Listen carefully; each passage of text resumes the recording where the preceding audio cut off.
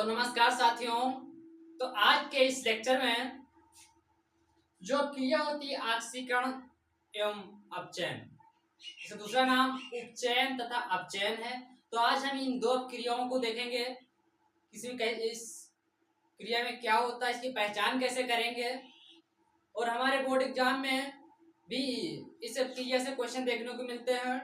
और अगर board exam को छोड़ दिया जाए, बोर्ड एग्जाम छोड़ने के बाद अगर देखा जाए कोई कॉम्पिटिटिव एग्जाम होते हैं तो वहां पर भी सब क्रिया से क्वेश्चन देखने को मिलते हैं। तो क्या करते हैं, चलिए इस क्वेश्चन को अच्छे से देखते हैं, इस क्रिया को। उसके बाद आपके सारे क्वेश्चन सॉल्व होने लगेंगे। चलिए देखते हैं सब क्रिया में क्या है। तो लिखा हुआ है वह अभिक्रिया जिसमें किसी परमाणु, अणु या आयन से। अब आप लोगों के मन में यह कंफ्यूजन होगा कि परमाणु किसे कहते हैं, अणु किसे कहते हैं और आयन किसे कहते हैं। तो अगर बात किया जाए परमाणु की और बात करें आयन की और अणु, तो देखो हमारे जो पीरियोडिक टेबल है, पीरियोडिक टेबल से अगर कोई भी तत्व आप उठा लेते हैं, कोई भी तत्व अगर उठा लेते हैं, वो सब क्या है, वो सब परमाणु होते हैं। जैसे एग्जांपल के लिए मान लेते हैं हम सोडियम। सोडियम ले ले, क्या है, सोडियम एक परमाणु है। क्लोरीन ले ले, क्या है, क्लोरीन एक परमाणु है। ऑक्सीजन क्या है, एक परमाणु है।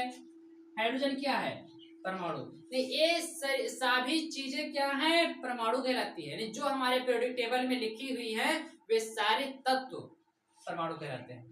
अगर इन परमाणुओं पे कोई चार्ज लग जाए, जैसे देखा जाए सोडियम पे, तो सोडियम पर +1 चार्ज लगता है, तो सोडियम क्या हो गया, सोडियम हो गया आयन। उसी प्रकार क्लोरीन की बात करें तो क्लोरीन क्या होता है, क्लोरीन पे -1 चार्ज होता है, तो ये क्या हो गया, ये आयन हो गया। तो ये एक बात ध्यान रखिएगा, यदि किसी तत्व पे कोई चार्ज लग जाए, प्लस का लगे या माइनस का लगे, 1 लगे या 2 लगे, इससे मतलब नहीं है। चार्ज से मतलब कोई चार्ज अगर लगा है तो अब आयन कहलाएगा। क्या कहलाएगा, आयन। एक ही आयन कहलाएगा। और और अगर यदि दो तत्व आपस में मिल जाएं तो बन जाता है अणु। जैसे बात करें जल, जल क्या है, जल एक अणु है। तो आप लोगों को समझ में आ गया होगा कि परमाणु क्या होता है, आयन क्या होता है और अणु क्या होता है। इतनी तो समझ में आ गए, समझ गए होंगे। उसके आगे बात करें तो लिखा है वह क्रिया जिसमें किसी परमाणु, अणु या आयन से इलेक्ट्रॉन निकलते हैं। तो पहले हम चलिए इतना समझते हैं इलेक्ट्रॉन निकलने का मतलब क्या है। तो इलेक्ट्रॉन निकलने का मतलब ये है, मान लेते हैं एग्जांपल के लिए हम सोडियम, क्या देख लें, सोडियम। तो सोडियम की बात करें तो जो सोडियम का जो परमाणु क्रमांक होता है, परमाणु क्रमांक होता है 11। क्या होता है, 11। और देखा जाए उसको संदीप इलेक्ट्रॉनिक विन्यास करें, ये इसका नाभिक हो गया, ये पहला कक्ष हो गया, ये दूसरा कक्ष हो गया, ये क्या हो गया, तीसरा कक्ष हो गया। तो हम देखें परमाणु क्रमांक 11 होता है, और इसमें इलेक्ट्रॉन भरे होते हैं। क्या होता है, इलेक्ट्रॉन भरे होते हैं। इन कक्षों में क्या करते हैं, इलेक्ट्रॉन चक्कर लगाते हैं। तो देखा जाए जो पहला कक्ष है इसमें अधिकतर 2 इलेक्ट्रॉन हो सकते हैं, केवल इसमें केवल 2 इलेक्ट्रॉन रह सकते हैं। जो दूसरा वाला कक्ष है इसमें 8 रह सकते हैं।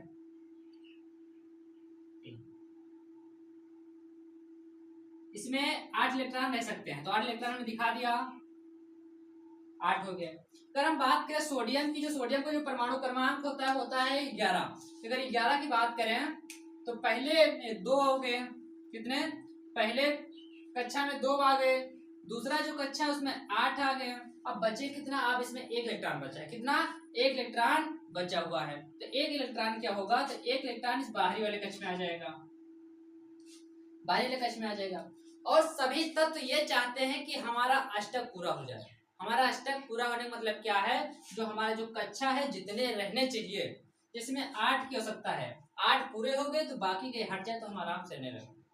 तो इसका देखा जाए तो ये 8 इलेक्ट्रॉन इसमें पूरे हो गए हैं। तो ये क्या करता है, जो बाहर इलेक्ट्रॉन बचा है इसको दान कर देता है। क्या कर देता है, दान कर देता है। जब दान करता है उसे प्लस चार्ज आता है। क्या आता है, प्लस चार्ज आता है। देखा जाए सोडियम था, इन्होंने क्या कर दिया, दान कर दिया। क्या कर दिया, दान कर दिया। तो क्या हो जाएगा, इस पे प्लस चार्ज आ जाएगा। कितना इलेक्ट्रॉन दान किया है, 1 इलेक्ट्रॉन दान किया। जब 1 इलेक्ट्रॉन दान किया तो +1 चार्ज आ जाएगा।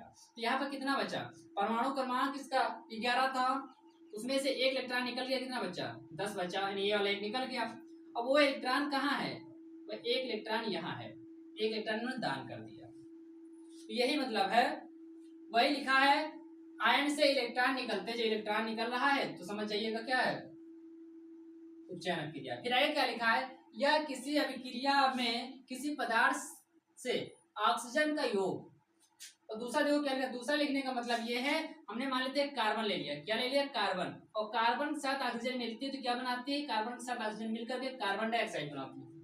क्या बनाती है, कार्बन डाइऑक्साइड बनाती है। तो एक बात ध्यान रखिएगा, अगर किसी अभिक्रिया से इलेक्ट्रॉन निकल रहे होंगे, देखो यहाँ पे इलेक्ट्रॉन निकल रहा है, क्या है, यहाँ से इलेक्ट्रॉन निकल रहा है, तो यदि किसी अभिक्रिया में इलेक्ट्रॉन निकल रहे होंगे, या दूसरी बात याद रखिए, यदि किसी अभिक्रिया में ऑक्सीजन जुड़ रहा होगा, देखो क्या है, ऑक्सीजन यहाँ पे जुड़ रहा है, नहीं जुड़ रहा है, ऑक्सीजन ने क्या किया, कार्बन के साथ जुड़ करके कार्बन डाइऑक्साइड बनाया, तो यही बात बताया गया है यहाँ पे।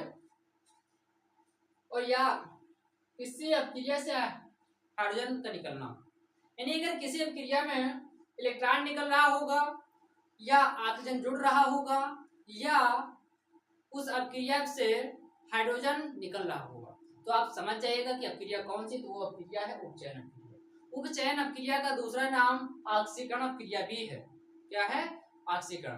तो अगर आपको कभी ऑक्सीकरण पूछे या उपचयन पूछे, दोनों का सेम आंसर लिखा जाएगा। इतना आप समझ में आ गया होगा कि यदि किसी अभिक्रिया से इलेक्ट्रॉन निकलेगा तो भी समझ जाइएगा कि उपचयन अभिक्रिया है, अगर यदि किसी अभिक्रिया में ऑक्सीजन जुड़ रहा है तो भी समझ जाइएगा कि उपचयन अभिक्रिया है। एक बात और ध्यान रखिएगा, इसमें कुछ इंपॉर्टेंट पॉइंट लिखे गए हैं, लिखा हुआ है इस अभिक्रिया में जो पदार्थ इलेक्ट्रॉन का त्याग करता है उसे अपचायक कहते हैं। तो देखा जाए इसमें इलेक्ट्रॉन का त्याग कौन कर रहा है, सोडियम था, तो सोडियम के पास में एक इलेक्ट्रॉन एक्स्ट्रा था, अष्टक पूरा हो चुका था, तो क्या किया, तब सोडियम ने क्या किया, सोडियम ने एक इलेक्ट्रॉन दान कर दिया। तो देखा जाए अपचायक कौन कहलाएगा, तो जो सोडियम है ये अपचायक कहलाता है, क्या कहलाता है, अपचायक। तो सोडियम क्या है, सोडियम अपचायक है, इसका मतलब यह है जो इलेक्ट्रॉन त्यागता है उसे अपचायक कहते हैं। तो इस अभिक्रिया में देखा जाए तो इस अभिक्रिया में जो सोडियम है तो सोडियम अपचायक कहलाएगा। अगला लिखा है जो इलेक्ट्रॉन त्यागता है उसी के साथ ऑक्सीजन जुड़ता है। आप ये बताइए, जब तक आप खाना खा चुके हैं, क्या आप खाना खा चुके हैं, आपका पेट फुल है, तो आप कोई दूसरी चीज नहीं खा पाएंगे। कब तक नहीं खा पाएंगे, जब तक आपके पेट का भोजन पचेगा नहीं। उसी प्रकार यहाँ क्रिया है, जब तक मान लो कार्बन ऑक्सीजन को अपने पास बुला रही है, अपने साथ जोड़ रही है, क्या कर रही है, अपने साथ जोड़ रही है, तो जब तक इलेक्ट्रॉन नहीं निकालेगी, जब तक इलेक्ट्रॉन त्यागेगा नहीं, तब तक ऑक्सीजन को नहीं जोड़ पाएगी। ये चीज कि जब आपका पेट खाली होगा तभी आप भोजन दूसरा करते हैं। उसी प्रकार ये जब आप अपने अंदर से इलेक्ट्रॉन जब निकाल देते हैं तब जाकर के ऑक्सीजन उनके पास जुड़ती है, इसका मतलब ये। तो हमने क्या किया, ऑक्सीकरण और ये उपचयन देख लिया है। अब क्या देखते हैं, आप देखते हैं कि उपचयन सॉरी अपचयन क्या होती है अभिक्रिया। तो अब चलिए हम अपचयन अभिक्रिया के बारे में देखते हैं, तब तक इसको हम इरेज करते हैं। तो जो अपचयन है, तो अपचयन क्या है, तो अपचयन उपचयन का बिल्कुल उल्टा है। क्या है, बिल्कुल उल्टा है। उल्टा कैसे, चलिए देखते हैं। इसमें क्या लिखा है, वह अभिक्रिया जिसमें कोई परमाणु, अणु या आयन इलेक्ट्रॉन को ग्रहण करते हैं। इसमें क्या कर रहा था, इलेक्ट्रॉन को त्याग रहा था, इसमें क्या करता है, इलेक्ट्रॉन को ग्रहण करता है। उल्टा है, ये सीधे दिख रहा है। तो इलेक्ट्रॉन कैसे ग्रहण करता है, अब देखो यहाँ पे क्या था, सोडियम ने एक इलेक्ट्रॉन दान कर दिया तो आयन बन गया था। कैसा आयन बना था, सोडियम आयन। तो मान लीजिए सोडियम आयन बन गया है, सोडियम आयन बन गया।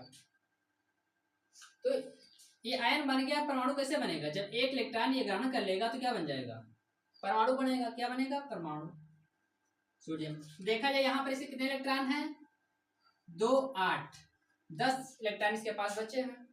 ये क्या किया, एक इलेक्ट्रॉन बाहर से ग्रहण कर लिया। जब एक इलेक्ट्रॉन बाहर से ग्रहण कर लेगा तो कितना हो जाएगा, 11 हो जाएंगे। यहाँ कितना हो गया, 2 8 1, यहाँ पे 11 हो गया। तो यहाँ पे देखो इलेक्ट्रॉन ग्रहण कर रहा है, यहाँ पे क्या कर रहा है, इलेक्ट्रॉन त्याग रहा है, समझे। तो अगर किसी अभिक्रिया में कोई इलेक्ट्रॉन को ग्रहण कर रहा है तो आपको समझ जाना है कि वो अभिक्रिया अपचयन है। क्या है, अपचयन। दूसरा एग्जांपल देखते हैं हम। दूसरे एग्जांपल की बात करें तो हमने ले लिया जिंक ऑक्साइड। हमने क्या ले लिया, जिंक ऑक्साइड हमने ले लिया, और जिंक ऑक्साइड में हमने क्या किया, कार्बन जोड़ दिया। क्या कर दिया, कार्बन ऐड कर दिया। तो इसमें हम कार्बन ऐड करेंगे तो क्या होगा, ये जो ऑक्सीजन है तो इसके साथ चला जाएगा। क्या चला जाएगा, ऑक्सीजन यहाँ से हटना चाहेगा, हट करके कहाँ चला जाएगा, कार्बन डाइऑक्साइड कार्बन के पास जाएगा। तो क्या बन जाएगा, यहाँ बचेगा जिंक, यहाँ बन जाएगा कार्बन डाइऑक्साइड।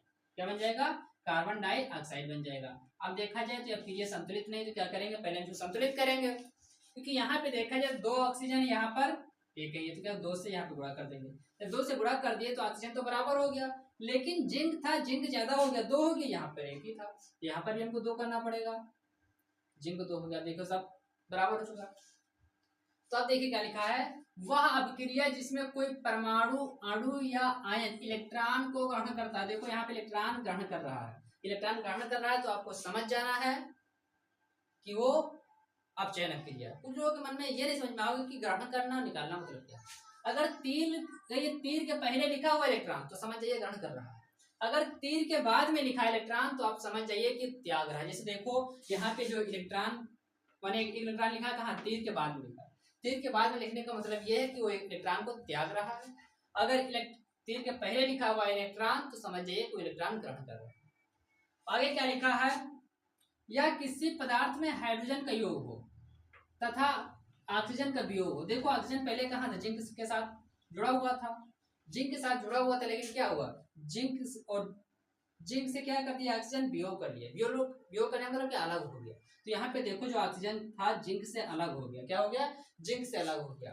तो जहां पर ऑक्सीजन जुड़ता है उस अभिक्रिया को कहते हैं उपचयन, और यदि ऑक्सीजन हटेगा, क्या करेगा, हटेगा, उसको कहते हैं अपचयन। तो अगर आपको परिभाषा लिखने को आता तो ये परिभाषा लिखिएगा, एग्जाम्पल लिखिएगा। अगर उपचयन को लिखने का आता तो ये लिखिएगा। तो ये देखिए आपने उपचयन और अपचयन को देख लिया कैसे क्या करना है, आप लोगों को समझ भी आ गया होगा।